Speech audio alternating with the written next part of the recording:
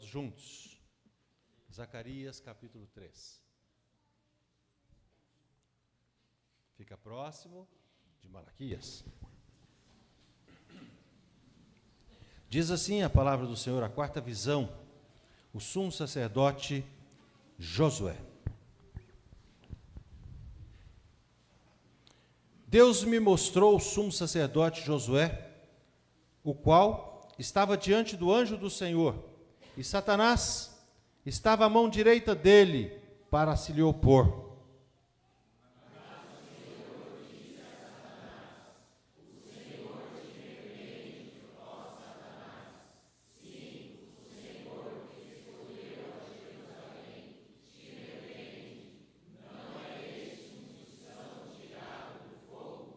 Ora, Josué, trajado de vestes sujas, estava diante do anjo.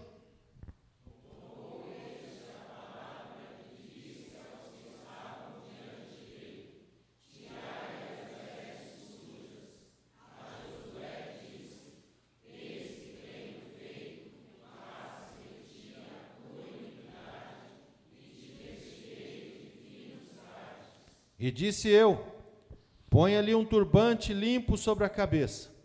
Puseram-lhe, pois, sobre a cabeça um turbante limpo, e o vestiram com trajes próprios. E o anjo do Senhor estava ali. Assim diz o Senhor dos Exércitos: se andares nos meus caminhos e observares os meus preceitos, também tu julgarás a minha casa e guardarás os meus átrios, e te darei livre acesso entre estes que aqui se encontram. Ouve, pois, Josué, sumo sacerdote, tu e os teus companheiros que se assentam diante de ti, porque são homens de presságio. Eis que eu farei vir o meu servo, o meu. Porque eis que a pedra que pus diante de Josué, sobre esta pedra única estão 7 olhos. Eis que eu lavrarei a sua escultura, diz o Senhor dos Exércitos, e tirarei a iniquidade dessa terra num só dia. Naquele dia, diz o Senhor dos Exércitos, cada um de vós convidará o seu próximo para debaixo da vide e para debaixo da figueira. Louvado seja Deus. Amados irmãos, esse é o texto da nossa meditação nesta noite, para falar sobre esse Deus todo-poderoso, um Deus que está sempre a nos proteger, independente de nós, às vezes, nos atentarmos para a proteção desse Deus que é todo-poderoso. Certa feita, 2 jovens que se relacionavam muito bem, 2 colegas, tiveram seu comportamento deteriorado. Assim, então, estragou a sua amizade, chegar ao ponto da agressão. Um dos amigos dos 2 briguentos, que estavam todos ali fragilizados, desnorteados com aquela confusão entre os 2 amigos, que estavam com dificuldades de conviver juntos, um desses amigos, então, convidou esses 2 jovens briguentos, por assim dizer, para participar de uma reunião, de um grupo, uma reunião de oração, um grupo de oração. Assim, então, Deus deu a eles a graça de um novo nascimento, de conhecerem a Cristo como único e suficiente Salvador das suas vidas. Consequentemente, mudaram também o seu modo de tratar um ao outro e começaram novamente a se respeitar. Depois de algum tempo, em uma outra reunião desse mesmo grupo, um deles, então, pôde compartilhar no grupo de oração, dizendo assim: eu havia procurado o grupo mesmo. Eu estava realmente a fim de frequentar esse grupo para que eu pudesse ver meu colega melhorar o seu comportamento, melhorar a sua atitude. Mas, com o tempo, eu vi que quem precisava de melhorar era eu. Eu percebi, então, que quem precisava de perdão de pecados era eu mesmo. Portanto, quem precisava de comunhão com Deus era eu mesmo. Quem precisava de santificação era eu mesmo. Assim, então, meus amados irmãos, há uma diferença entre uma necessidade sentida e uma necessidade real. Deus bondosamente nos ajuda a enxergar a nossa carência espiritual, aquela que está mais profunda, aquela que está enraizada, como nós lemos no texto do Salmo 32. Pesava dia e noite sobre mim a tua mão. O meu pecado se tornou em sequidão de estio. Ou seja, a minha vida já não mais prosperava, eu já não tinha mais vigor, eu já não conseguia mais sequer andar de cabeça erguida, tamanha era a dificuldade que eu sentia por causa da minha iniquidade. E foi exatamente isso, meus amados irmãos, que Deus fez no tempo do profeta Zacarias. No texto, ou no contexto, então, da mobilização para a retomada da obra de construção do Templo de Jerusalém, eles precisavam ter uma ideia do estado verdadeiro em que eles se encontravam, para que eles pudessem, então, novamente continuar trabalhando na obra do Senhor. Além disso, era importante também que entendesse que havia um tempo atrás começado aquela obra, e Deus havia então feito uma aliança com eles, Deus havia feito um pacto com eles, mas eles haviam desobedecido, quebrado a aliança, quebrado o pacto, desobedecido ao Senhor e feito algo que desagradava ao Senhor. Então, por isso o Senhor resolveu mandá-los ficar 70 anos fora de casa. Sabe aquele filho rebelde que o pai fala assim, olha, ou é do meu jeito, ou então você pode juntar suas coisas e ir embora de casa. Assim, eu não quero você aqui, na minha casa. Foi como se Deus estivesse dizendo para a sua nação santa, o seu povo escolhido, vocês estão com um comportamento horrível, eu não consigo mais conviver com vocês, eu não consigo mais olhar para vocês, e então eu vou mandar vocês embora de casa. Um inimigo vai vir aqui, e vai saquear as casas de vocês, e vai saquear a cidade de vocês, e vai saquear o templo de vocês, e vai levar tudo isso embora. Assim então, os 70 anos de indignação divina passaram. E eles agora, então, meus amados irmãos, tinham que seguir em frente, eles tinham que seguir avante, eles tinham que reconstruir as suas vidas, reconstruir as suas casas, reconstruir a sua cidade, mas também reconstruir o templo do Senhor, porque a vida continuava, como diz o ditado, a fila anda. Assim, então, meus amados irmãos, do que hoje a nossa igreja mais precisa, do que nós mais precisamos no momento atual, meus amados irmãos, como igreja do Senhor Jesus? Essa pergunta, então, abre espaço para nós podermos responder. E as respostas nós poderíamos proferi-las olhando para o texto do livro em que nós acabamos de ler, do profeta Zacarias. Deus está confirmando a sua aliança e está aqui destacando para o profeta 3 razões pelas quais aquele povo precisava de Deus. Deus então demonstra nesse texto 3 necessidades básicas para que este povo que andava longe do Senhor pudessem ter suas vidas restauradas. E essa mesma lição, meus amados irmãos, eu quero que o Espírito Santo nos ilumine para que elas possam ser aplicadas também na nossa vida hoje, aqui e agora. São lições preciosíssimas para nós, e a primeira lição que nós podemos destacar nesse texto encontra-se no verso 2. Nós precisamos ser defendidos dos ataques do inimigo. O inimigo nos assedia, o inimigo quer nos arrebatar a qualquer custo, o inimigo nos acusa, assim como fez com Jó. Lembra de Jó? O Senhor então estava lá, e o inimigo chegou, e Deus perguntou, viste o meu servo Jó? Ele está lá. E ele está vendo, claro que eu vi, claro que eu estou de olho nele, já há um tempo eu estou olhando para ele. E então o texto nos diz aqui, mas o Senhor disse a Satanás, o Senhor te repreende, ó Satanás. Sim, o Senhor que escolheu Jerusalém te repreende, e não é este um tição tirado do fogo? Então, meus amados irmãos, o que o profeta Zacarias está vendo aqui é um homem que está precisando de ajuda, é um homem que está sob o ataque do Satanás, é um homem que está na mira do inimigo.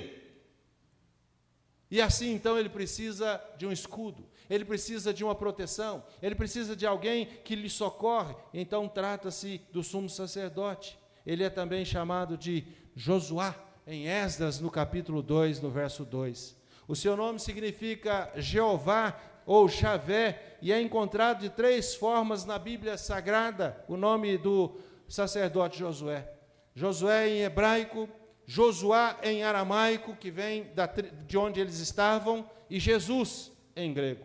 Ele havia então retornado com Zorobabel, vinha da Babilônia, e ele recebeu então a incumbência de ajudar a reconstruir a nação de Israel, ajudar a reconstruir a nação, o povo de Deus. Isso se encontra em Neemias, no capítulo 7. Lendo Esdras também, no capítulo 3, no verso 2, leva-nos a entender que Josué estava à frente. Ele estava então diante da retomada, ele estava então diante da igreja, ele estava diante do povo, reconduzindo o povo para o verdadeiro louvor, reconduzindo o povo para que este povo então que voltou da Babilônia, essa então é a expressão que nós encontramos aqui no verso 8 do texto em apreço em que nós acabamos de ler. Ouve, pois, Josué, sumo sacerdote, tu e os teus companheiros. Josué está à frente. Josué tem uma equipe que trabalha com ele. Josué tem mais algumas pessoas que estão sobre o seu encargo, mas a expressão é para ele e também para os seus companheiros que se assentam diante dele, indicando então que Josué, como sacerdote, se reunia com outros sacerdotes, na intenção de conduzir o povo. Essa visão, meus amados irmãos, apresenta, portanto, um líder espiritual que está sob o ataque do Satanás. Um líder espiritual que está sob o ataque do capeta. Assim, então, meus amados irmãos, esse texto nos mostra que Josué estava, então, precisando de restauração do seu sacerdócio. Portanto, meus amados irmãos, todos nós temos a mesma incumbência, porque nós também fomos chamados para ser sacerdotes, para ser sacerdote dentro do nosso lar, para ser sacerdote onde quer que nós estivermos, porque nós precisamos, meus amados irmãos, levar a mensagem de Deus àqueles que mais precisam ouvi-la. E atualmente, então, nós não temos mais um sacerdote nos modelos do Antigo Testamento. O nosso Senhor Jesus Cristo hoje é que exerce esse ofício com perfeição, segundo Hebreus capítulo 5, nos versos de 1 a 10, quando ele fala sobre a ordem de Melquisedeque. Entretanto, assim como os judeus, tinha Josué um ministro em seu templo, um ministro que estava à frente da igreja, um ministro que era uma liderança efetiva. Isso nos leva a enxergar, meus amados irmãos, que Deus tem zelo, que Deus cuida, que Deus ampara, que Deus norteia, que Deus protege os seus líderes, protege a sua igreja. Portanto, nesse texto, Deus mostra-se cuidando da sua igreja, dando à sua igreja uma liderança ativa, dando à sua igreja uma liderança que se preocupa com a sua santificação, dando à sua igreja uma liderança que está disposta a buscar o Senhor em todo o tempo todo. Tem líderes aqui nessa igreja assim, sim ou não? Líderes que buscam o Senhor em todo o tempo todo. Isso é verdade, meus irmãos, tanto para aquela época, tanto para nós hoje como igreja. O texto nos impressiona mostrando um sacerdote diante do anjo do Senhor, sofrendo oposição de Satanás. O texto deixa isso muito claro. Assim, então, diz-nos o texto, mas, verso 1, Deus me mostrou o sumo sacerdote Josué, o qual estava diante do anjo do Senhor, e Satanás estava à mão direita dele para se lhe opor. Quem é que está vendo, ou quem é que está tendo essa visão do profeta, do sacerdote Josué? Quem está tendo essa visão do profeta Josué? Zacarias, o profeta Zacarias. Ele tem essa visão. O Senhor fala para ele, o Senhor mostra para ele que Josué está sob o ataque do Satanás, que está do lado dele para se lhe opor. Sabe, meus amados irmãos, isso me fez pensar na nossa liderança nessa igreja. Quantas vezes nós somos oprimidos, quantas vezes nós somos chicoteados, quantas vezes nós somos banalizados em nossa liderança, quantas vezes as pessoas olham para nós com olhar de escárnio, com olhar de zombaria, com olhar de oposição, quantas vezes as pessoas olham para nós renegando a nossa liderança, não aceitando que nós tenhamos uma liderança efetiva, uma liderança clara, uma liderança objetiva, uma liderança com propósito, olhando para a vontade de Deus, mas querem nos opor. São pessoas usadas pelo capeta, que estão o tempo todo futigando daqui e dali, atacando um e outro, para poder minar a obra do Senhor. Mas sabe quem é que vai lhes opor? Deus. Deus vai lhes opor. Deus vai fazer a sua obra. Deus vai fazer com que eles sintam o peso da mão de Deus sobre a vida deles. Portanto, meus amados irmãos, o que ocorre por detrás então dessa história? Enquanto lutamos de dia e de noite, enquanto nós lutamos nessa situação diante de Deus, o profeta responde: estamos diante de Deus, sofrendo oposição de Satanás. A Bíblia apresenta essa situação, mostrando também para a vida de Jó, que sofria as mesmas oposições diante do Satanás. O primeiro ato de Deus nessa cena, meus amados irmãos, é mostrar que Satanás está sendo repreendido, não pelo sacerdote, muito menos pelo profeta, mas está sendo repreendido pelo próprio Deus.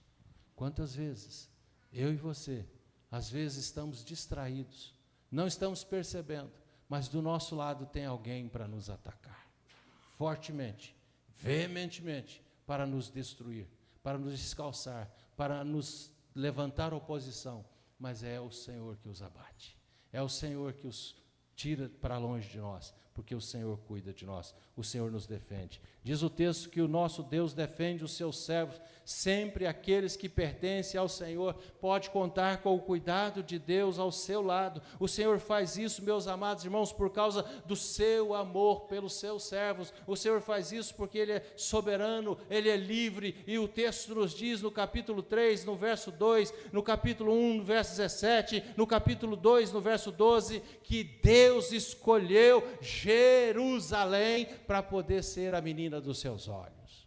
Essa igreja é a menina dos olhos de Deus. Deus está olhando para essa igreja. Deus tem um zelo por essa igreja. Deus ama essa igreja. E Ele coloca nesse texto aqui essa escolha, indicando que é Deus quem faz a escolha. É Deus quem cuida em escolher aqueles que lhes pertencem. A despeito, meus amados irmãos, das disciplinas que às vezes nós passamos e sofremos diante de Deus, os crentes devem estar certos em todo o tempo, que por mais que às vezes está difícil, por mais que esteja dolorido, por mais que esteja sufocante, por mais que seja insustentável, Deus está do seu lado, Deus está cuidando de você. Deus nunca vai nos abandonar, porque nós somos o seu povo. E esse povo, mesmo que espedaçado, mesmo que em frangalhos, mesmo que em caco, um povo desvalorizado diante dos homens, mas é o povo eleito de Deus. Podem olhar para nós com olhar de escárnio, pode olhar para nós com olhar de zombaria, pode olhar para nós com olhar de desprezo, podem olhar, mas nós somos zelados e cuidados por Deus. Nós somos eleitos de Deus e nós somos a menina dos olhos de Deus. Tudo isso ocorre, meus amados irmãos, somente pela graça do Senhor. Aqui, qual é a reação de Josué diante dessa oposição de Satanás? Qual é a reação dele? O que é que ele faz diante dessa oposição de Satanás? O que Josué faz? Ele não faz nada, absolutamente nada. O que é que a igreja precisa fazer, meus amados irmãos? Como nós podemos contribuir? Como nós podemos contribuir com esse cuidado de Deus para conosco? O texto nos diz que Josué não precisou repreender, Josué não precisou amarrar, Josué não precisou declarar nada, Josué não precisou abrir a sua boca, porque ele tinha um Deus que estava do lado dele, Tinha um Deus que estava vendo a sua opressão, que estava vendo as suas dificuldades, que estava vendo o seu sofrimento, que estava vendo o ataque que ele estava sofrendo do inimigo, mas Deus estava lá. É bem possível, meus amados irmãos, que Josué sequer sabia que o inimigo estava ali travando contra ele. Deus venceu o opositor soberanamente, e é Deus quem fala: eu repreendo, ó Satanás. O que cabe a nós, meus amados irmãos, todos os dias da nossa vida, já que nós não sabemos de onde o Satanás vem, já que nós não sabemos de onde que virá a oposição contra nós, já que nós não sabemos de onde vem a tentação, então o que nós precisamos fazer é nos colocar em oração, pedindo a Deus a sua proteção, o seu cuidado cotidiano, o tempo todo. E orando assim como nos ensinou o Senhor Jesus Cristo: não nos deixeis, vamos repetir comigo, não nos deixeis cair em... mas nos livrai do mal. O nosso Deus nos defende do acusador. O nosso Deus nos defende e o nosso Deus, Ele nos sustenta e nos dá a sua assistência graciosa em todo o tempo. Portanto, meus amados irmãos, em primeiro lugar, além de estar o Senhor a nos defender, Ele também é um Deus que o tempo todo está preocupado com a purificação da sua igreja, com a santificação da sua igreja. Portanto, esse é o segundo ensino que ele nos traz nessa noite. Nós precisamos estar puros diante do Senhor quando o inimigo aparecer. Os versos 4, os versos 5 e os versos 9 destacam exatamente isso. No texto, ele fala sobre a oposição de Satanás, ele fala sobre o pecado de Josué, ele fala também que as vestes de Josué estão sujas, no verso 4, ele fala das iniquidades, no verso 9, mostrando aqui, meus amados irmãos, o texto em hebraico, que é aqui traduzido por iniquidade, quer dizer toda disposição pecaminosa que nos produz, que leva-nos, ou que produz culpa em nós, culpabilidade em nós. Não é apenas, ou não apenas ações, a ação, mas a motivação que precede o ato. Aquilo que nós, às vezes, pensamos no nosso consciente, não só pensamos, mas também levamos até as últimas consequências, como nos ensina o Senhor Jesus Cristo em Mateus, no capítulo 5, os versos 27 e 28. A própria cerimônia de consagração, aqui no texto do sacerdote, destacava a importância da pureza, não apenas no ritual ali explícito, mas também na forma espiritual da ministração e do cuidado que o Senhor tem com a sua igreja. Então, o sacerdócio exige purificação. E se eu e você somos uns sacerdotes do Senhor, nós todos precisamos estar com as nossas vidas no altar do Senhor. Nós precisamos buscar o tempo todo a santificação. Nós precisamos buscar o tempo todo, meus amados irmãos, aqui dentro do nosso ofício sacerdotal diante de Deus, limpar as nossas vestes, tirar as nossas vestes. Portanto, um fato estranho, mas infelizmente frequente, acontece. Trata-se então da experiência dos crentes. Os crentes passam por desconforto, os crentes passam pelo senso de indignidade, mas o crente suplica ao Senhor, diante do seu arrependimento, como fez Davi: pequei contra ti somente, e fiz o que é mal perante os teus olhos, de maneira que será tido por justo no teu falar e puro no teu julgar. Como crentes, meus amados irmãos, reconhecemos que todos os dias nós precisamos fazer isso. Todos os dias nós precisamos reconhecer os nossos pecados. Às vezes nós acordamos pela manhã, como eu disse, hoje cedo, nós acordamos pela manhã até com aquela disposição de dizer assim: hoje eu quero viver em consagração. Quantas vezes você já ouviu falar assim, alguém chegar para você e falar assim: hoje eu estou em consagração? Os meios pentecostais usam muito disso, né? Nós somos, vocês todos podem muito bem também usar essas expressões. Hoje eu estou em consagração. Consagre a sua vida, sacrifique alguma coisa em prol da sua santificação, em prol da sua indignidade. E aí muitos de nós dizemos assim: hoje estou em consagração, hoje eu vencerei o pecado, hoje eu direi que eu sou crente de verdade, de fato. Assim então, quando chega a noite, nós precisamos de novo suplicar o perdão do Senhor, porque nós somos indignos e nós não fomos fiéis naquilo que nós propusemos ao Senhor, e nós precisamos nos dobrarmos diante do Senhor pedindo perdão. Todos os salvos por Deus são purificados pelo próprio Deus. O anjo do Senhor estendeu a sua mão e ordenou que aqueles que estavam diante dele, provavelmente ordenou a outros anjos que estivessem ali por próximo, que retirasse as roupas do profeta, do sacerdote Josué, para que as roupas fossem tiradas, para que as roupas fossem substituídas por outras roupas limpas, versos 4 e verso 5, e diz-nos o texto que o vestiram com trajes. O que está escrito lá? Alguém sabe me dizer? Com trajes finos, ou finos trajes, ou seja, com roupas próprias. Roupas próprias. O que é uma roupa própria? Nós também estamos perdendo o senso de nos comparecer na presença do Senhor com roupas próprias de estar na presença do Senhor. Tem a roupa de nós estarmos em um ambiente, tem roupa de estarmos em outro ambiente, tem roupa de estar em outro ambiente.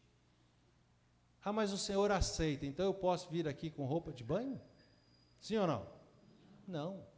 Trajes decentes, trajes que nós vamos comparecer na presença do Senhor para celebrar, cultuar, adorar ao Senhor. Portanto, é dessa forma que o vestiram, trajes próprios. E o que é próprio, então, para nós? Né? Próprio para nós, vestimenta limpa, vestimenta pura, Mateus 5, verso 8.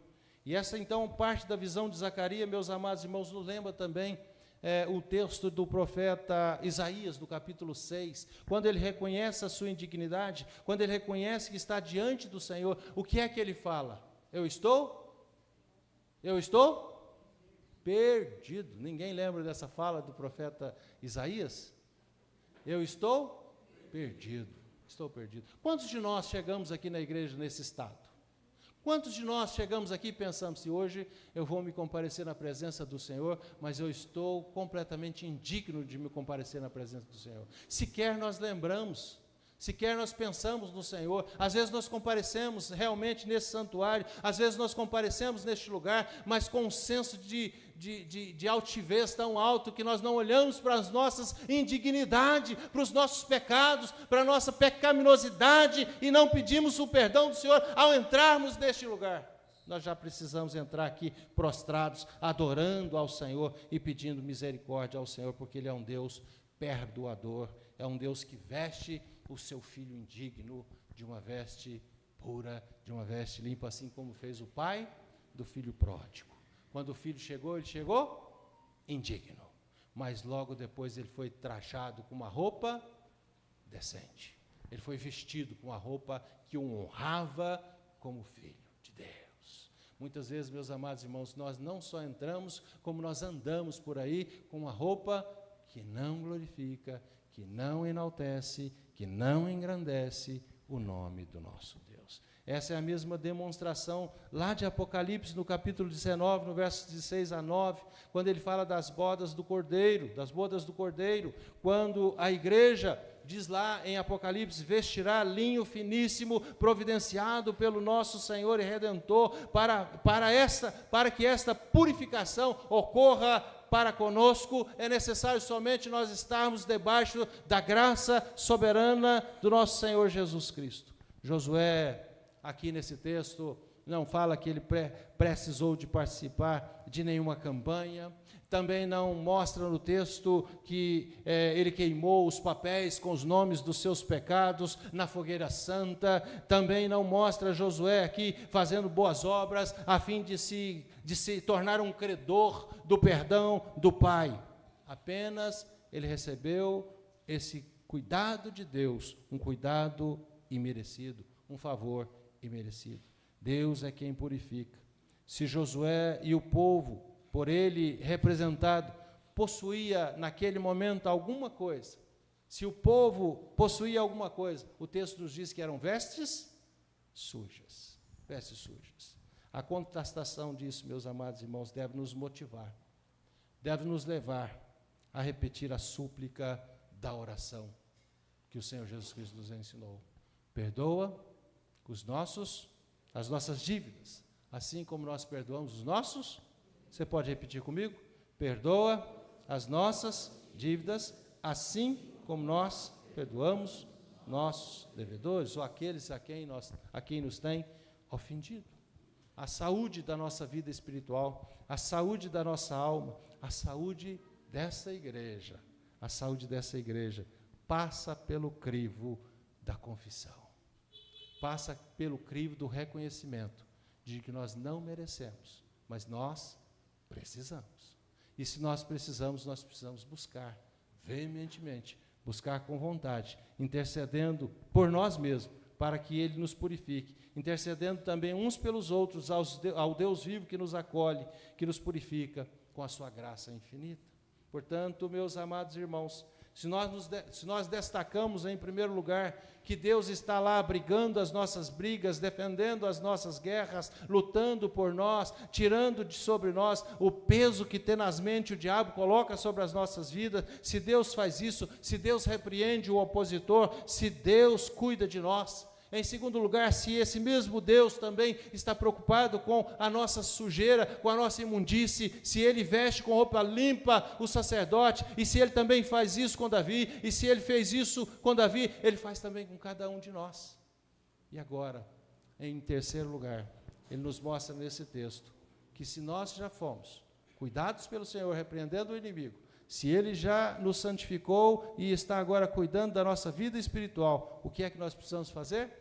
Os versos de 6 a 10 respondem para nós que nós precisamos ser pessoas renovadas.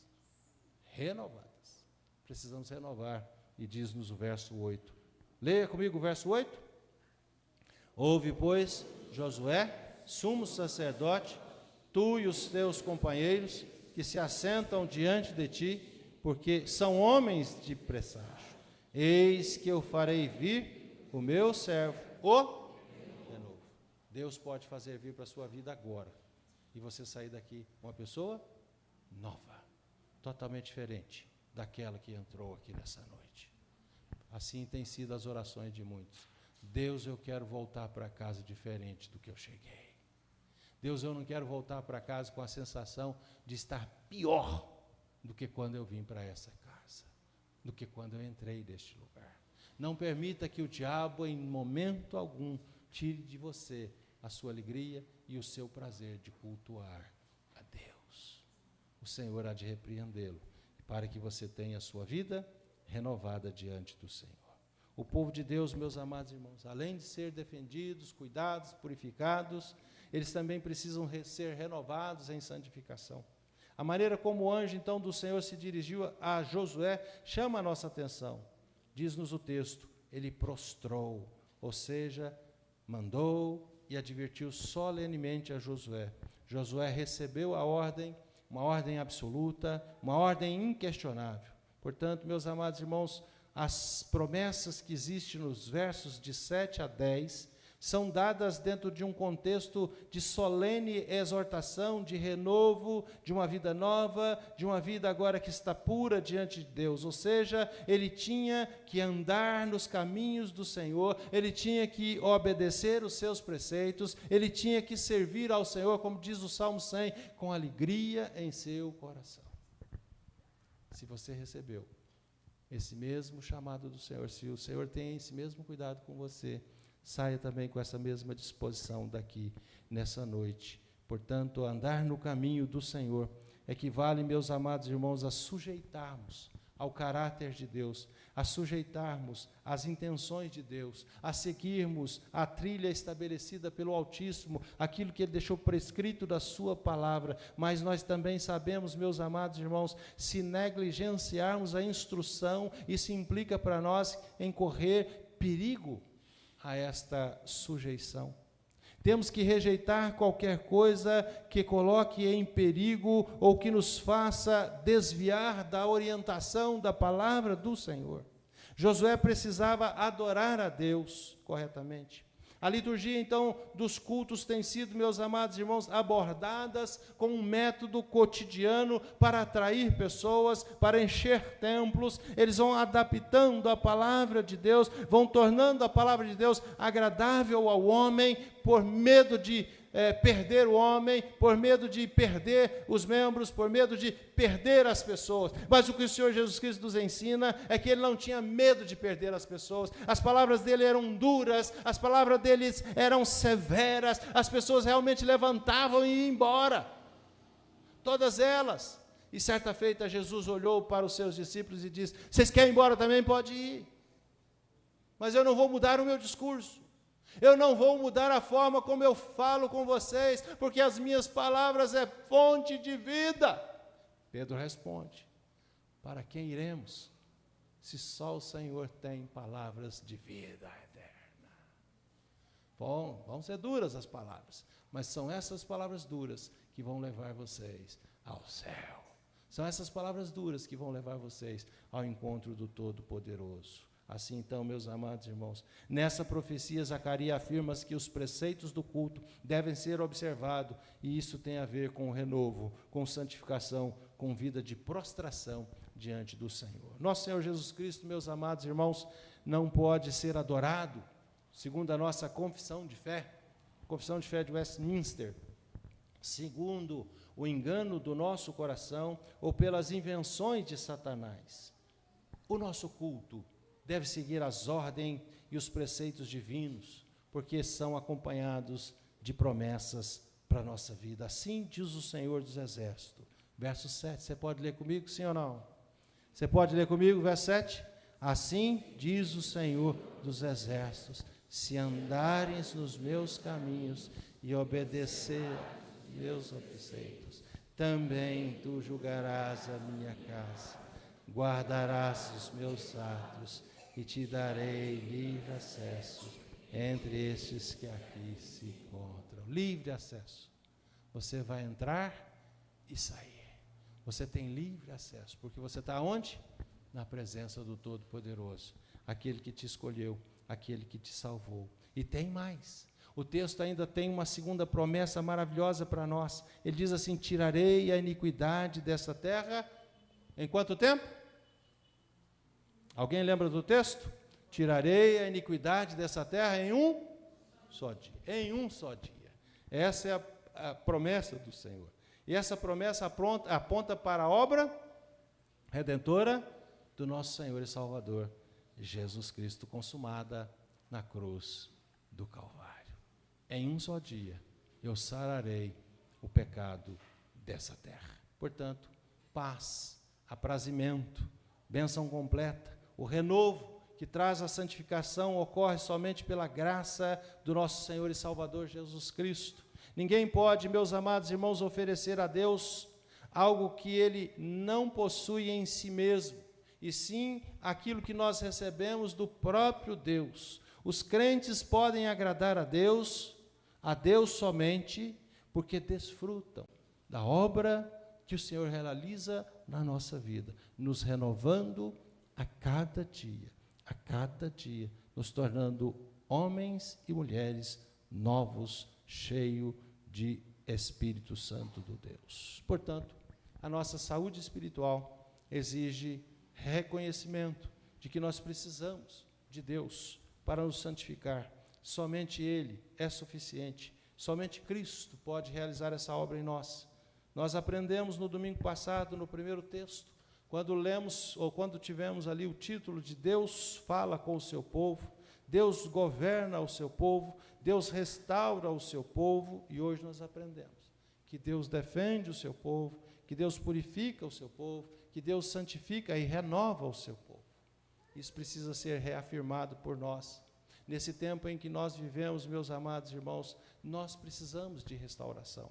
Mas o que as pessoas têm buscado não é a restauração espiritual, não é uma vida nova diante do Senhor, não é uma vida de prostração, não é uma vida de reconhecimento dos seus pecados, das suas iniquidades e também da sua necessidade de Deus. O que as pessoas têm buscado é o renovo da restauração das finanças, é o renovo de uma vida mais próspera, mais abençoada, é o renovo de uma vida mais poderosa, é o renovo, e assim eles vão inventando renovos para as suas vidas. Mas o texto nos mostra que nós precisamos, meus amados irmãos, do evangelho verdadeiro do Senhor Jesus Cristo.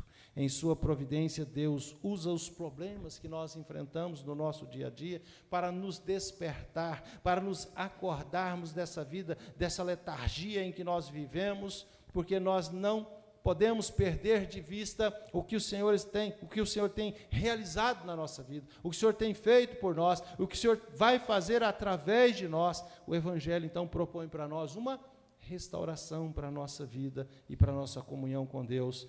Assim, então, por causa do pecado, nós precisamos, meus amados irmãos, lembrar que Deus, Ele nos protege, nos santifica, perdoa. Aquilo que nós éramos, agora nós não somos mais, agora nós somos transformados em crentes novos, renovados, pujantes, firmes, destacando-se como homens e mulheres de Deus. O cristianismo, ele vai nos renovar para esse ministério. O cristianismo não definha, o cristianismo não encolhe, o cristianismo não é minúsculo, não é pequeno, é algo grande, é algo estrondoso, é algo puro, é algo santo, é algo que vem de cima, é algo que vem de Deus.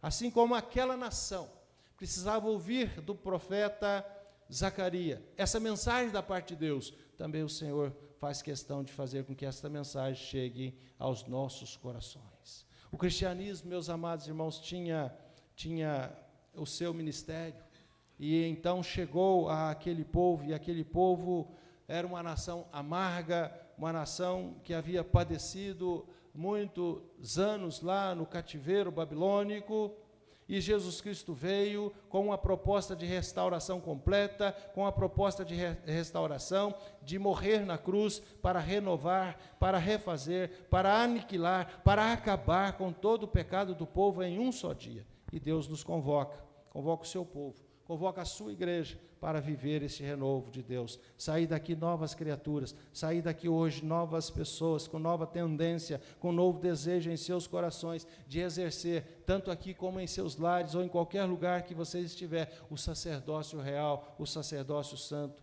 o sacerdócio do qual o Senhor vos chamou, das trevas para a sua luz. Eu quero abrir a Bíblia com vocês, lá no texto de Oséias, no capítulo 4, no verso 6, foi lido ontem um versículo desse, e eu quero destacar para vocês o que Deus pode fazer na vida de uma pessoa que não dá atenção aos cuidados de Deus, à palavra de Deus. Pode colocar para nós Oséias, capítulo 4, verso 6.